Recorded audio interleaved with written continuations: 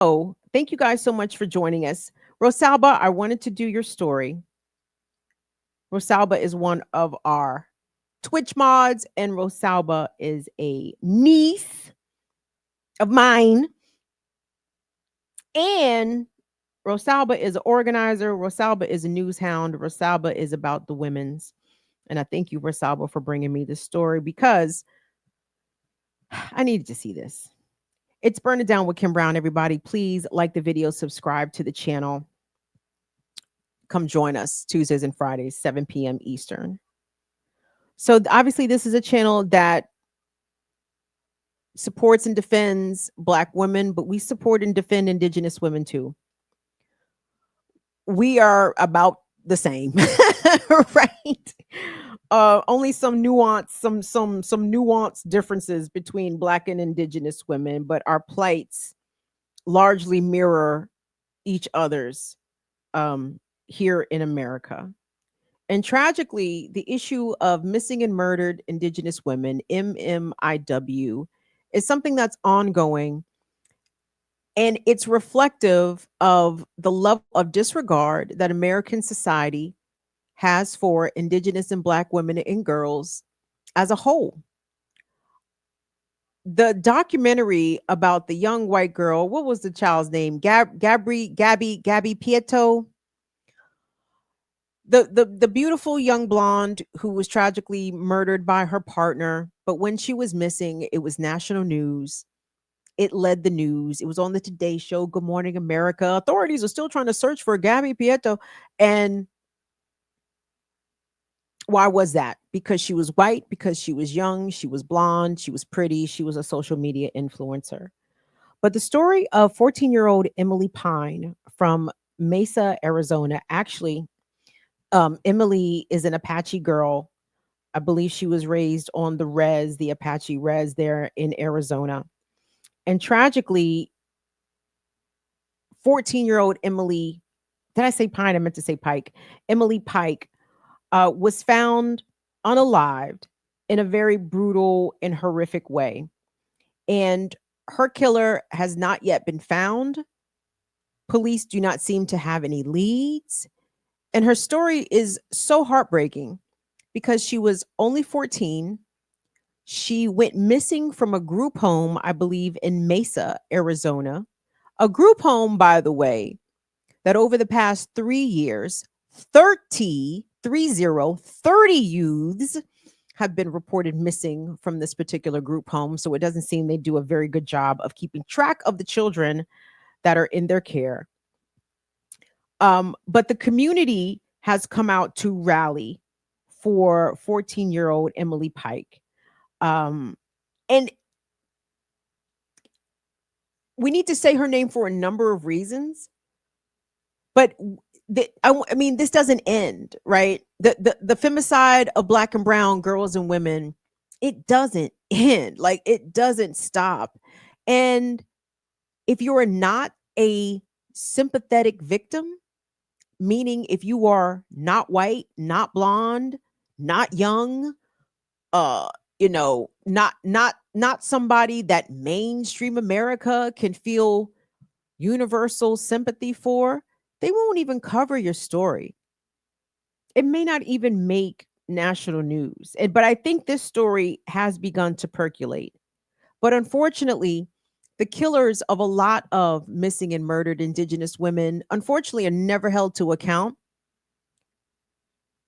I'm going to get into a little bit of this a little more, but I want us to take a look at some of the scenes coming out of the valley there in Arizona, because the Indigenous nations have come together to support Emily's family and to call for justice surrounding her murder. So I want us to look at some of the rally scenes, the protest scenes,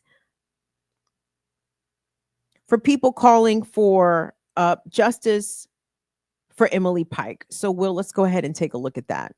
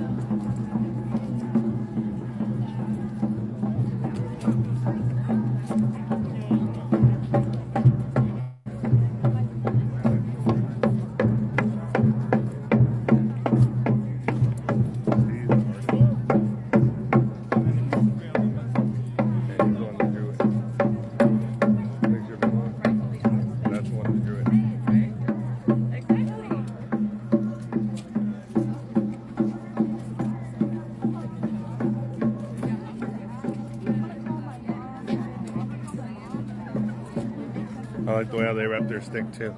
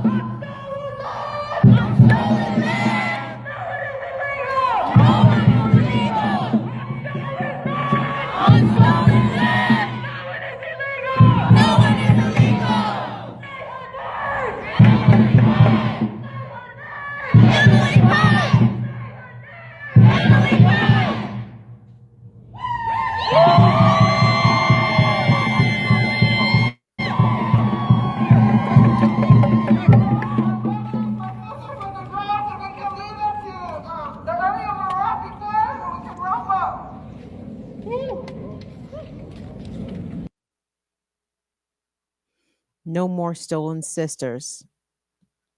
On stolen land, no one is illegal.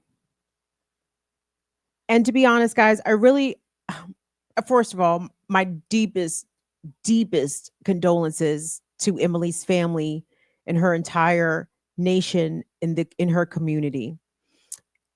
Emily Pike had a mother, had a father, has two grandmothers, has a deep extended family. I am not exactly clear why she was in a group home. However, knowing the history of this raggedy fucking colony and its propensity to steal children, people's children, specifically brown and black children, out of their homes, away from their communities. In the case of indigenous folks, historically sending them off to these residential boarding schools, aka concentration camps, where these children are